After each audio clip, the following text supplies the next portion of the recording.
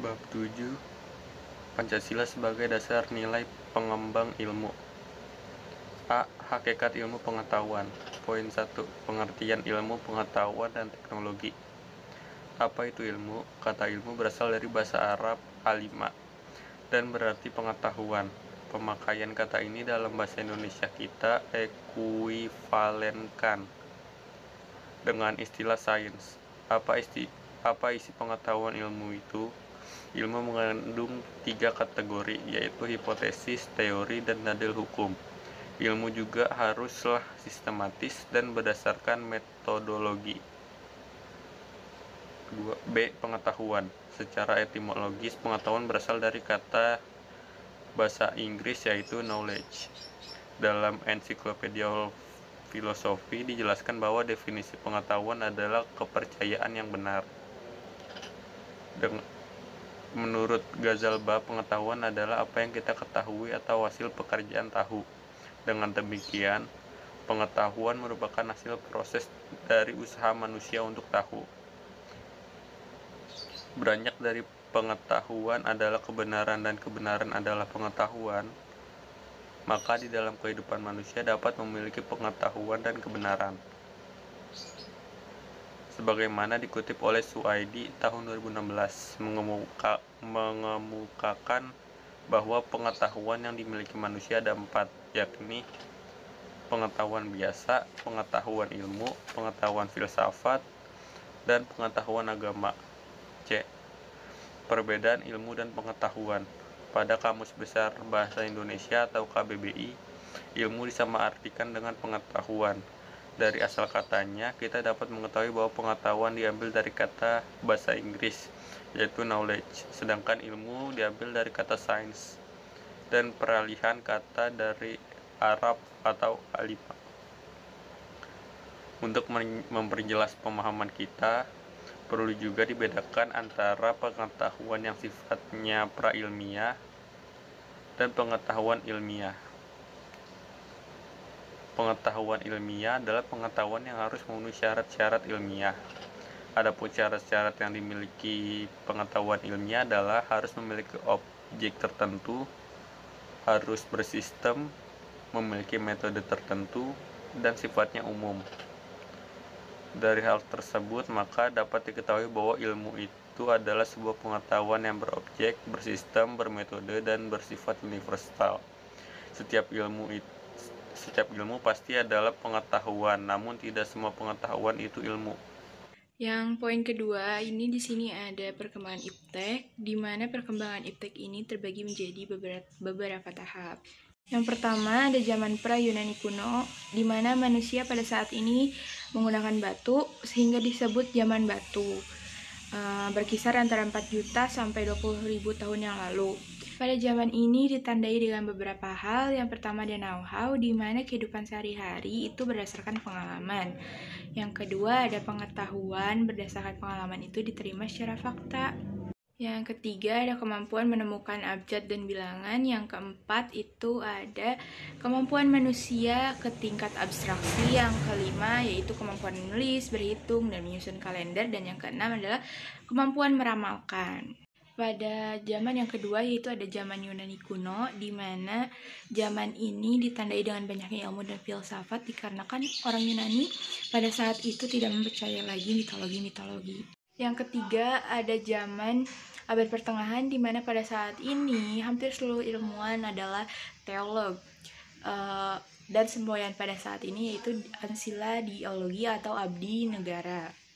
Yang keempat yaitu ada zaman Renaissance, di mana zaman ini ditandai dengan bangkitnya pemikiran yang bebas dari dogma-dogma keagamaan.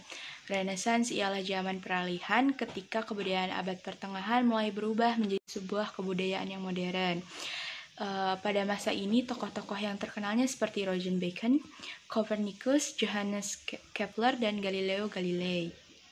Yang kelima ada zaman modern, di mana zaman modern ini berkembangnya ilmu ilmiah yang sudah dirintis sejak zaman Renaissance.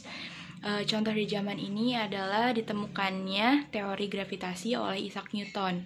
Yang keenam ada zaman kontemporer atau abad 20 sampai seterusnya. Di zaman ini yaitu terjadinya perkembangan pesat, dalam ilmu dan teknologi, seperti contohnya komputer, handphone, dan lain-lain. Saya akan menjelaskan bagaimana peran Pancasila sebagai dasar ilmu pengetahuan dan teknologi. Pengembangan ilmu pengetahuan dan teknologi di Indonesia harus berakar pada budaya bangsa Indonesia itu sendiri dan melibatkan partisipasi masyarakat luas. Oleh karena itu, kemajuan dan perkembangan ilmu pengetahuan dan teknologi sangat diperlukan dalam upaya mempertahankan segala kekayaan yang dimiliki oleh Indonesia serta menjawab segala tantangan zaman. Lantas, bagaimanakah nilai-nilai Pancasila sebagai dasar pengembangan ilmu pengetahuan dan teknologi yang terkandung dari setiap sila-sila Pancasila? Dimulai dari yang pertama adalah ketuhanan yang Maha Esa. Hakikatnya, ilmu pengetahuan dan teknologi itu tidak hanya memikirkan apa yang ditemukan, apa yang dibuktikan, dan apa yang diciptakan, tapi kemanfaatan dan kemaslahatan dari hal yang ditemukan tersebut menjadikan sebuah pertimbangan. Maka dari itu, ilmu pengetahuan dan teknologi jangan sampai membahayakan apalagi merusak alam, karena manusia bukan pusat dari segalanya. Yang kedua adalah kemanusiaan yang adil dan beradab. Ilmu pengetahuan dan teknologi tepatnya harus berkembang secara beradil dan beradab. Artinya, iptek harus berdasarkan pada moralitas bangsa Indonesia, karena nyatanya ilmu pengetahuan dan teknologi ada untuk menguatkan harkat dan martabat manusia. Ketiga adalah nilai persatuan Indonesia. Nilai ini memberikan kesadaran kepada bangsa Indonesia akan rasa nasionalisme. Oleh karena itu, ilmu pengetahuan dan teknologi harus bisa menumbuhkan dan menambah lagi rasa persatuan dan kesatuan bangsa Indonesia lebih kuat dan kukuh. Yang keempat adalah kerakyatan sebagai dasar nilai pengembangan ilmu pengetahuan dan teknologi. Hal ini mendasari bahwa iptek haruslah demokratis, yang artinya setiap ilmuwan haruslah memiliki kebebasan untuk mengembangkan ilmu pengetahuan, tapi juga harus saling menghormati dan menghargai kebebasan orang lain. Kemudian, ilmu pengetahuan yang telah teruji kebenarannya harus dapat dipersembahkan untuk kepentingan masyarakat. Nilai kerakyatan juga mensyaratkan adanya wawasan ilmu pengetahuan dan teknologi yang mendalam yang mengatasi ruang dan waktu tentang materi yang dimusyawarahkan. Kemudian yang terakhir, nilai keadilan sebagai dasar nilai pengembangan ilmu. Berdasarkan nilai keadilan, pengembangan ilmu pengetahuan dan teknologi harus menjadi keseimbangan dan keadilan dalam kehidupan manusia, yaitu keseimbangan keadilan dalam hubungan antar manusia dengan sesamanya, manusia dengan penciptanya, dan manusia dengan lingkungannya. Sekian, terima kasih. Assalamualaikum warahmatullahi wabarakatuh. Nama saya Zahra Nurbaiti. Saya akan menjelaskan tentang urgensi kedudukan Pancasila sebagai dasar pengembangan iptek. Yang nomor 1, urgensi Pancasila sebagai dasar nilai pengembangan ilmu. Kemajuan iptek tidak selalu memberikan dampak positif bagi proses kemandirian dan sikap menghargai hasil produktivitas dalam negeri. Bahkan tidak jarang, generasi muda kita mulai kehilangan spirit dalam mempertahankan nilai-nilai budaya yang sudah tertanam sejak dahulu kala. Menurut Surajio, ada 3 faktor indikator bahwa ilmu pengetahuan itu bebas nilai. Yang pertama, ilmu harus bebas dari pengandaian, yakni bebas dari pengaruh eksternal. Yang kedua, perlunya kebebasan usaha ilmiah agar otonomi ilmu pengetahuan terjamin. Yang ketiga, penelitian ilmiah tidak luput dari pertimbangan etis yang sering dituding menghambat kemajuan ilmu, karena etis itu sendiri bersifat universal. Tapi, menurut Sastra Pratejo, setiap ideologi negara harus mampu kedudukan Pancasila sebagai landasan kebijakan pengembangan iptek. Di antaranya adalah yang pertama, pengembangan ilmu pengetahuan harus menghormati keyakinan religius masyarakat. Yang kedua, ilmu pengetahuan ditujukan bagi pengembangan kemanusiaan dan dituntun oleh nilai-nilai etis yang berdasarkan kemanusiaan. Yang ketiga, IPTEK merupakan unsur yang homogenisasikan budaya sehingga merupakan unsur yang mempersatukan dan memungkinkan komunikasi antar masyarakat. Yang keempat, prinsip demokrasi akan menuntut bahwa penguasaan IPTEK harus merata ke semua masyarakat. Dan yang terakhir, kesenjangan dalam penguasaan IPTEK harus dipersempit terus-menerus sehingga semakin homogenisasikan budaya sehingga merupakan unsur yang mempersatukan dan memungkinkan komunikasi antar masyarakat. Yang keempat, prinsip demokrasi akan menuntut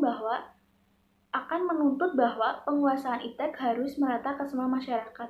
Dan yang terakhir, kesenjangan dalam penguasaan IPTEK harus dipersempit terus-menerus sehingga semakin merata. Masih menurut pendapat sastra Prateja, Pancasila sebagai landasan etika pengembangan IPTEK ialah yang pertama, pengembangan IPTEK terlebih yang menyangkut manusia haruslah selalu menghormati martabat manusia. Yang kedua, IPTEK haruslah meningkatkan kualitas hidup manusia. Yang ketiga, pengembangan IPTEK hendaknya membantu pemekaran komunitas manusia. Dan yang keempat, IPTEK harus terbuka untuk masyarakat. Yang terakhir, IPTEK hendaknya membantu menciptakan masyarakat yang semakin lebih adil. Konsep Pancasila sebagai dasar nilai pengembangan ilmu mengacu pada beberapa jenis pemahaman. Di antaranya, yang pertama, setiap ilmu pengetahuan dan teknologi yang dikembangkan di Indonesia haruslah tidak bertentangan dengan Pancasila. Yang kedua, setiap ilmu pengetahuan dan teknologi yang dikembangkan di Indonesia harus menyertakan nilai Pancasila sebagai faktor internal pengembangan ilmu pengetahuan itu sendiri. Yang ketiga, nilai-nilai Pancasila berperan sebagai rambu normatif bagi pengembangan IPTEK di Indonesia. Yang keempat, setiap pengembangan ilmu, pengetahuan, dan teknologi harus berasal dari budaya dan ideologi bangsa itu sendiri. Dari uraian pandangan mengenai Pancasila sebagai dasar pengembangan ilmu dikemukakan di atas mengandung makna yang berbeda-beda, yakni yang pertama, bahwa IPTEK tidak bertentangan dengan nilai Pancasila, mengandung asumsi bahwa ilmu pengetahuan dan teknologi itu berkembang secara otonom. Yang kedua, bahwa setiap ilmu pengetahuan dan teknologi yang dikembangkan di Indonesia harus menyertakan nilai-nilai Pancasila sebagai faktor internal, mengandalkan bahwa sejak awal pengembangan IPTEK sudah harus melibatkan nilai Pancasila. Dan yang ketiga, nilai Pancasila berperan sebagai rambu normatif bagi pengembangan IPTEK. Yang keempat, menempatkan bahwa setiap pengembangan IPTEK harus berakar dari budaya dan ideologi bangsa Indonesia dan menentang bahwa Pancasila bukan hanya sebagai dasar nilai pengembangan ilmu, tapi sudah menjadi paradigma ilmu yang berkembang di Indonesia. Sekian dari saya, kurang lebihnya mohon maaf. Wassalamualaikum warahmatullahi wabarakatuh. Selanjutnya, alasan diperlukannya Pancasila sebagai dasar nilai pengembangan ilmu. Kenapa sih Pancasila itu penting? Karena satu, adanya pluralitas nilai yang berkembang seiring dengan kemajuan IPTEK yang menimbulkan perubahan cara pandang manusia terhadap kehidupan. Dua, adanya dampak negatif dari kemajuan IPTEK yang membahayakan eksistensi kehidupan manusia di masa yang akan datang. Tiga, adanya politik global yang mengancam nilai-nilai khas kehidupan bangsa Indonesia seperti gotong royong, solid, musyawarah. Dan yang terakhir, karena gaya hidup global dapat menggantikan nilai-nilai kearifan lokal bangsa Indonesia. Selanjutnya, dinamika dan tantangan Pancasila sebagai dasar pengembangan ilmu. Pancasila sebagai landasan pengembangan ilmu belum dibicarakan secara eksplisit karena penyelenggara negara pada umumnya hanya menyinggung masalah pentingnya keterkaitan antara pengembangan ilmu dan dimensi kemanusiaan. Sementara itu, tantangan terhadap Pancasila yaitu 1. Tantangan kapitalisme yang menguasai perekonomian dunia termasuk Indonesia. Akibatnya, ruang penerapan nilai-nilai Pancasila menjadi terbatas. 2. Tantangan globalisasi yang menyebabkan lemahnya daya saing bangsa Indonesia terhadap pengembangan IPTEK. Yang ketiga, tantangan konsumerisme yang menyebabkan Indonesia menjadi pasar bagi produk negara lain. Yang keempat, tantangan pragmatisme yang berorientasi pada keberhasilan, kepuasan, dan hasil yang mewarnai perilaku kehidupan sebagian masyarakat Indonesia. Akuntansi merupakan sebuah ilmu pengetahuan yang menjadi sebuah profesi yang sangat penting bagi keberlangsungan negara. Karena pengelolaan keuangan adalah salah satu kunci utama dalam kemajuan sebuah negara. Maka dari itu, kode perilaku sangat diperlukan dalam pengelolaan keuangan negara. Dalam artian, sebuah ilmu akuntansi bukan satu-satunya hal yang diperlukan dalam pengelolaan keuangan, tapi perlu penguatan kode perilaku yang disebut ilmu akuntansi Pancasila. Penerapan nilai-nilai Pancasila dalam profesi akuntan akan melahirkan sebuah situasi akuntansi yang kokoh dalam mencegah KKN, korupsi, kolusi, dan nepotisme.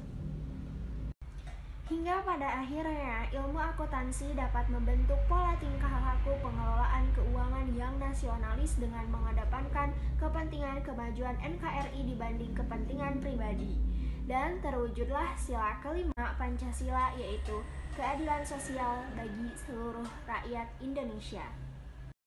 Kesan-pesan saya dalam mengikuti pembelajaran mata kuliah Pancasila tentunya sangat menyenangkan, dan yang terpenting saya bisa menyadari bahwa nilai-nilai Pancasila itu sangat perlu diterapkan dalam kehidupan berbangsa dan bernegara, bahkan dalam kehidupan sehari-hari. Terima kasih. Kesan untuk pendidikan Pancasila itu seru, mudah dimengerti, penjelasan dari dosennya pun sangat terperinci. Pesannya semoga kedepannya lebih baik lagi. Kesan saya selama mengikuti perkuliahan pendidikan Pancasila, saya dapat menambah pengetahuan tentang Pancasila lebih mendalam. Belajarannya tidak terasa sulit karena diselingi canda dan lebih santai. Semoga kedepannya dapat lebih baik lagi pembelajarannya. Terima kasih.